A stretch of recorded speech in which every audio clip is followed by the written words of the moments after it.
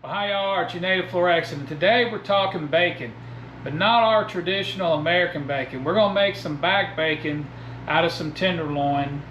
So let's get into it. Alright folks, so as you can see we got our tenderloin here. I picked this up at the grocery store. I think it was like 14 bucks.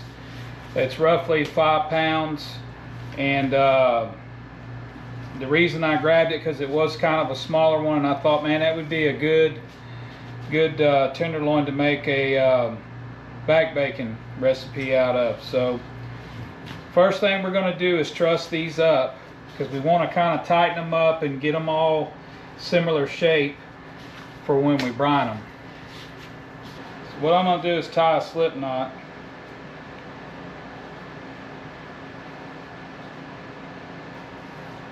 Put that around there and tighten this dude up. The idea is we want to get this bacon pretty uniform. So the best way to do that is butcher's twine. So after we get that on there and get it tight, I'm just going to half hitch, which is basically taking this and turning it, bringing it down, and then I'm going to pull on this side, and we're going to give about an inch and a half or so spacing there. Tighten that up, and then we do our next one. Again, I'm just pulling the slack out of this one side, tightening up my hitch. So I'm gonna keep going on this, and I'll be back with you once I get them both tied up. So when we get down to the last one, I throw another hitch in it.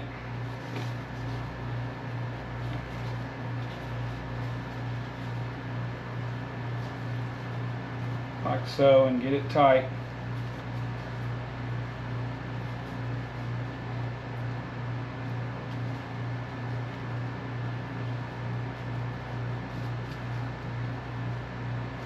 And I just come back, do another one backwards.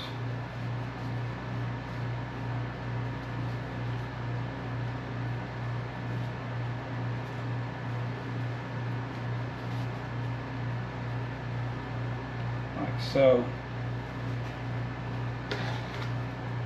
Snip the string off, stick my finger in here, pull that through, and all I'm going to do is just tie a granny knot, just to hold it.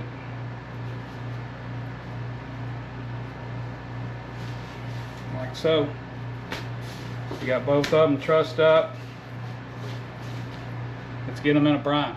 Alright, so as normal, y'all see me use these briner buckets. I got filled up to water, just about so.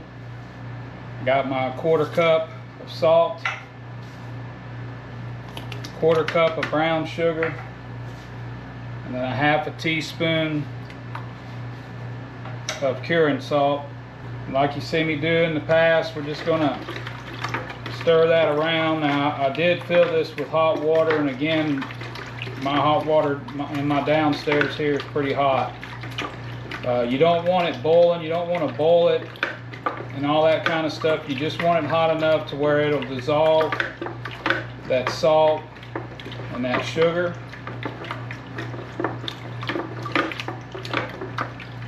And again, that curing salt, they recommend a 1/2 teaspoon per 5 pounds of meat. And so our meat here is roughly 5 pounds, so that's why we went with a full teaspoon. Now there is a method, if you want to get a little more exact with it, is you take your weight, and your salt and your sugar you want to be roughly 3% each of the total weight of your meat, and then your cure you want a 0.25% of your total weight of your meat, your salt, and your sugar. So and there's also a calculation you know, they account for water or whatever. I just use this recipe. It seems to work with just about everything that I do that's roughly around 5 pounds. Put a little ice, cool our brine down. Alright, we want to stir that ice around. Make sure we got that brine nice and cool, which it is. We're going to place our meat in our brine.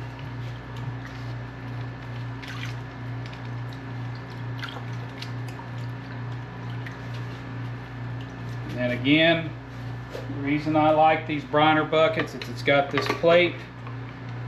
Push it down in there, turn it, keeps your meat submerged in there.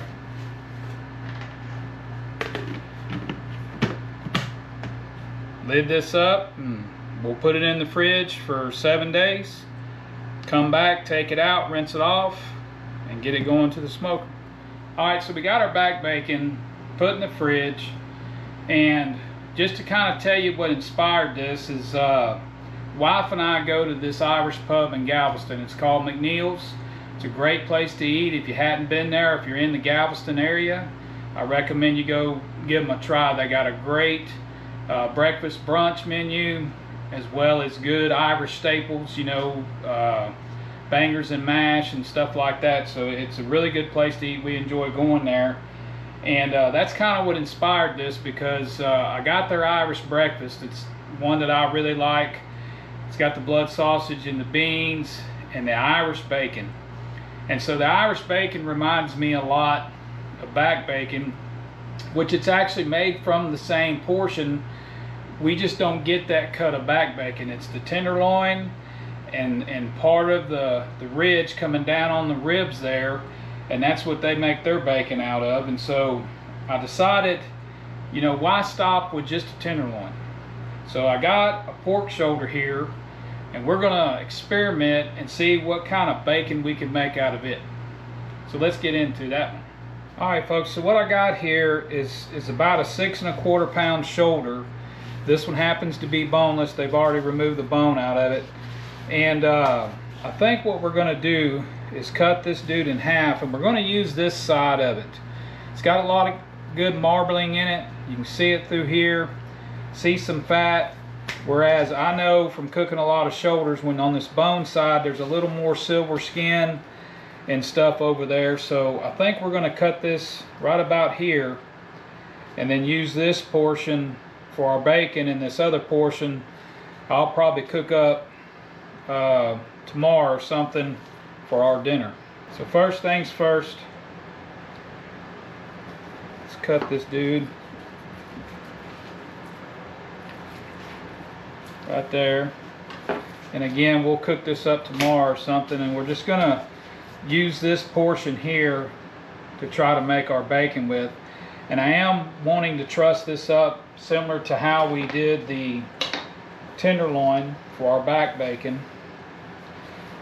And again, I'm just going to start out with a slip knot, do my half hitches like I did before, and then finish it off with a backwards hitch and a granny knot. So let me get going on this. I'll get this dude trussed up, and then we'll go from there. Here we go with our backwards hitch.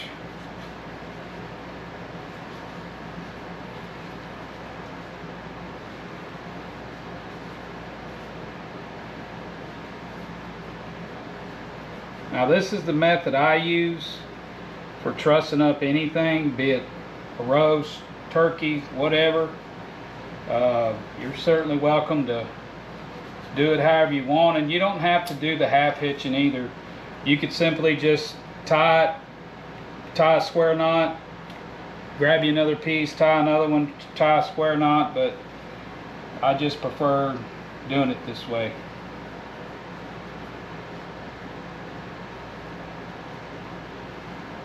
Pull that tight. There we go. Trussed up, ready to go. Alright, for this brine we're talking about just a little over 3 pounds of meat here. So I went 1/3 cup of salt and 1/3 cup of brown sugar. And then this wound up being, it's actually 4 grams of curing salt when you do the math that I discussed. We're just going to give this a stir like we did before. Ice this down. Get our meat in here and let it set for the next 7 days.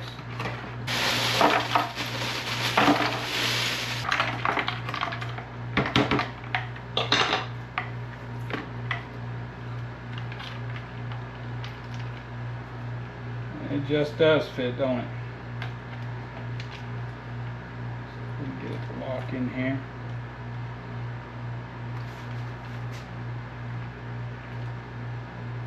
There we go.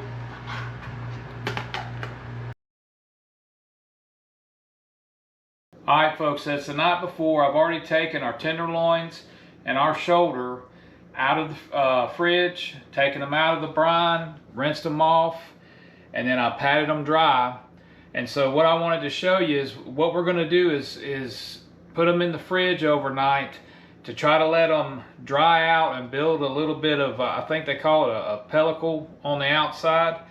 And so all we're going to do is I got a regular aluminum pan here, and I commandeered one of my wife's bacon racks. And so we're just gonna lay these on them racks like so, and then I'm gonna cover this with some foil, put it back in the fridge, and then in the morning I'll come down, take them out of here and get the smoker going and get to making some bacon. All right, so we're all fulled up. Again, I'm just gonna place this in the fridge. You know, I don't have one of them fancy fan dryers like some of these guys that make a lot of sausage and cure a lot more meat than I do. But the idea here is you want that outside to get dried out. And so what I'm going to do is put it in the fridge, that cool air in there with it sitting on that rack. If there is any moisture buildup, it should run down into the bottom of the pan. So we'll check that out in the morning and go from there. Good morning. Got our meat out of the fridge. We had it in the fridge overnight, panned up, and then I took it out this morning. I've had this fan running on it for about a half an hour now, and the meat is nice and tacky, which is what we want to get a little bit of that pellicle on there. So got the smoker running, and as soon as it comes up to temp, we'll be taking these out and start making some bacon. Alright folks, so here we go. And what I've done is put some of my aluminum expanded metal down, and that's just to kind of make it a little cleaner. We're going to put our butt bacon on that side, and then our back bacon on this side, and then we'll take and rotate this as we need to, just so it doesn't get too warm because of that fire cup right there. But we'll let them run a few hours and see how they look. All right, so we're right at the 2-hour mark. Let's take a look. Again, I want to rotate these around. Starting to take on some color. Looking good. Probably got a few more hours to go. All right folks, so we got our back bacon here. I think that's all the color. Just took a temperature reading of it, and we're at about 145. I think we're going to finish them off in the sous vide, and then our butt bacon looking like 141. I think we'll finish it off in the sous vide as well. That's about all the color I want to get on these. For the sous vide itself, this is the one I have. You've got 2 marks here, so we're going to probably go about halfway. This is your minimum, that's your maximum. So we'll go about halfway with that to get it started. Now I'm going to use my hot water here from downstairs, just so the circulator doesn't have to heat the water up all the way. All right, there we go. Get this plugged in. We're gonna go with 150 timer. We're gonna set this for, we're gonna go about 4 hours. All right, so, and the timer won't start until it reaches that temperature.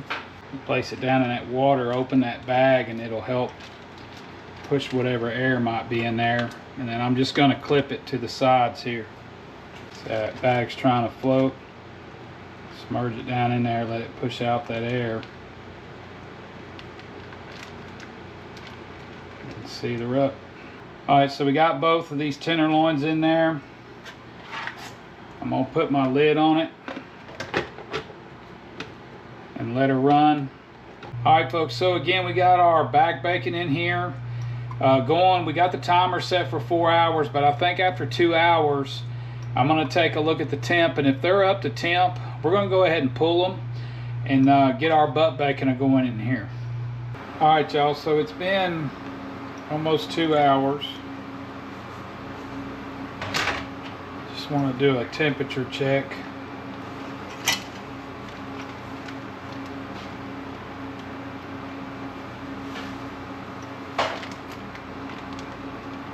So this one's right at 150, which is where we wanted them. So we're going to take them out of here and then get our butt bacon going. All right, folks, so we're going to put our butt bacon down in here, and then we'll let it run the 2 hours that the other one did, and then we'll do a temperature check on it. All right, folks, so we added that extra hour to this, and it's already ran. I've already shut that off because I think this is to the temp we want. So we're at 148 degrees, which is close enough for what we're gonna do with this. So I had to change out bags. That other cheap bag that I was using developed a leak. So, but yeah, we're gonna take this out, let it cool, and then go from there. All right, folks, it's the next day. We got our back bacon and our butt bacon. I've taken them out of the fridge. We're gonna put some on the meat slicer and get that to working. So let me show you what we got from there. All right, folks, so we got the meat slicer set up, and one of the first things I want to show you is I take this press and seal stuff and I kind of lay it where my meat's gonna sit on the slide, and then I put some right here on the back side, so as the meat falls off, I'm not getting it all over the machine, and it just makes it a little bit easier to clean up the machine when you're done. So I just wanted to share that real quick. Now what we've done is I've taken our back bacon, I squared up the end, and then I just cut it in half to put it on the slicer. I'm going to start off on number 2 and see how that looks.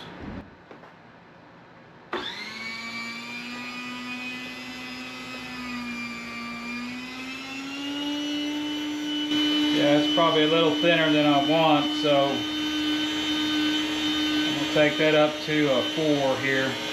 Alright, so for me, that's thick enough with how I want to prepare this in the future. So I'm going to keep slicing on this, and I'll be back with you once we get it all sliced up. Alright, folks, so we got it all sliced up the way I wanted it. The next one I'm probably going to slice a little thicker. I'm doing a little something different with that one. But let's move on to that butt bacon. I'm real curious how that turned out. We got our butt bacon here. Again, I straightened this end before I put it in the fridge. Let's see what we got.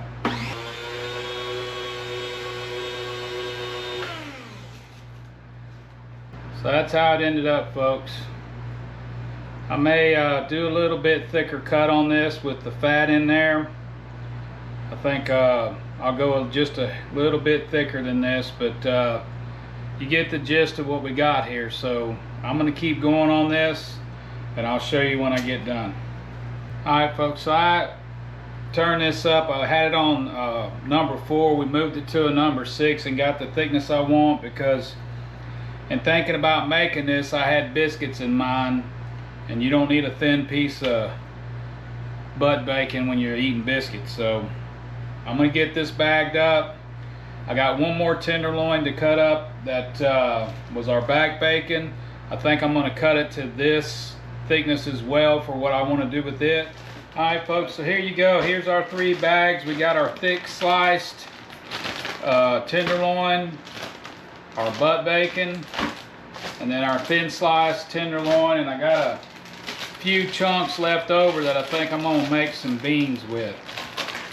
I didn't want to keep sliding them through because I got to seeing them hunks and I thought, that'll make a good pot of some beans. So other than that, again, I'm gonna get this bagged up and done what I'm gonna do with, clean up the machine, and then next time you see me, might be tomorrow, we're gonna cook some of this up and eat it down and see what it's like.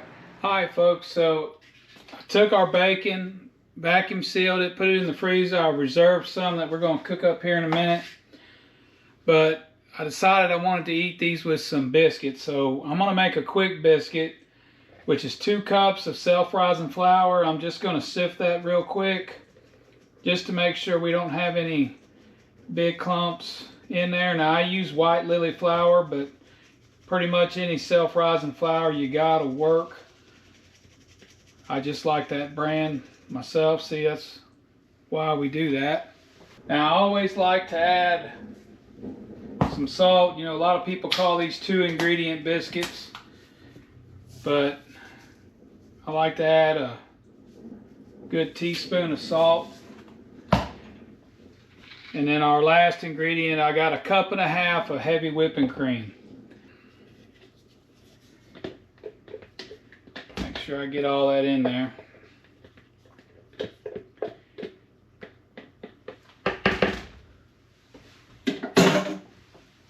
And then we're just going to take and mix her up. Get it incorporated real good till it forms a dough. And then we'll get to laying it out and making our biscuits. Alright, so we got that mixed up pretty good. All incorporated good. What I like to do is put a little flour in my sifter and just kind of dance it around. I did clean this counter good before I got started. And then I'll scrape our dough out. Now this dough is sticky. Just forewarning, if you get it on your hands, Lord help you, because it is sticky stuff. But I've done this before and it makes really good biscuits. Or at least good biscuits for somebody that's not a baker. And I'm gonna dust it down a little more. And I'm not gonna try to work this dough too much. Just gonna flatten it and fold it. Flatten it and fold it.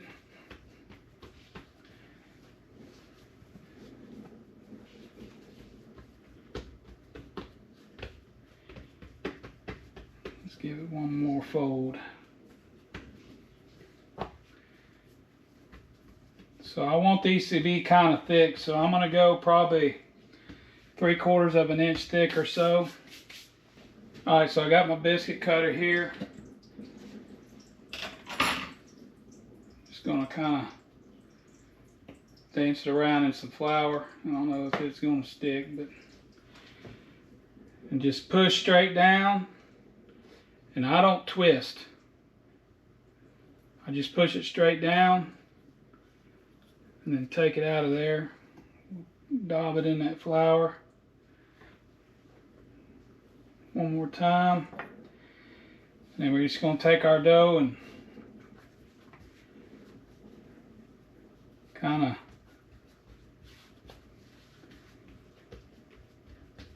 flatten it back out.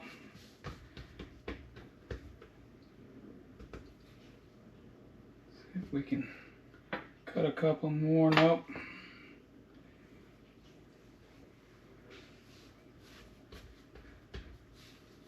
wasn't making a whole bunch anyways, because in this house I'm the only one that eats them, so.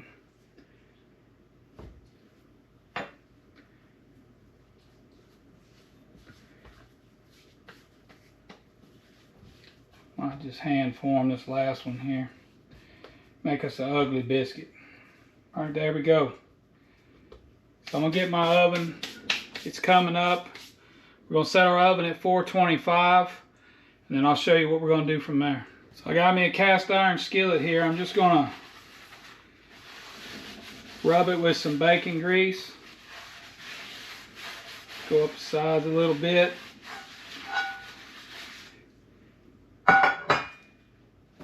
And we're going to place our biscuits in there. But when you place them in the skillet, you want to make sure that they're touching. That way they help each other rise up to the occasion here. So we got them in our skillet. As soon as the oven comes up to temp, we'll get to baking these dudes. Alrighty, so the oven's almost up to temp. I'm just going to I got a little melted butter. I'm just going to drizzle that on here with a little brush before we pop them in the oven here. Alright, that's that. You can tell I'm upstairs. I got all these utensils with flowers on them because I'm up here in the wife zone. Alrighty, y'all, so it's up to temp. We're going to put them in the oven here. So I'm going to set a timer on my oven for 25 minutes. And we'll see how they turn out. They may have to go a couple more minutes. I think last time it was 27, but we'll figure it out as we go. Alrighty, so while our biscuits are baking away, I'm going to take some butter and throw it in a skillet here. And then we'll cook up our back and butt bacon. And hopefully by the time we're done, them biscuits will be nice and popping hot and ready to rock. Alright, so pan's nice and hot. Just going to toss our meat off in there. You can get all this in the pan here. We're going to brown it up on both sides. Real simple. So if you remember our back bacon, we sliced some a little bit thinner, so it's kind of cooking up a little bit quicker. We'll give it another minute or so and probably pull it. But our thicker cut butt bacon probably going to take just a little bit longer. Alrighty, last two.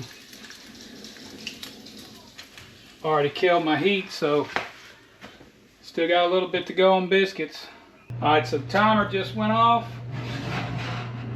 Look at them there. They look good. So we're just going to brush them down with a little bit of butter.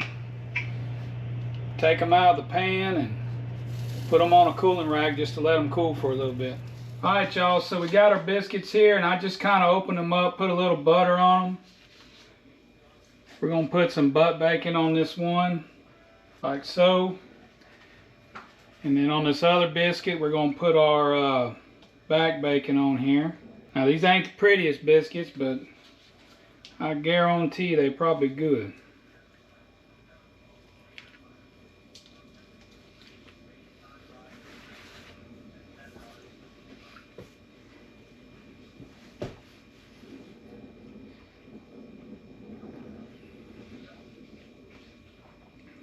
You know, there's times as a cook, you surprise yourselves, and I am surprised. That back bacon is good.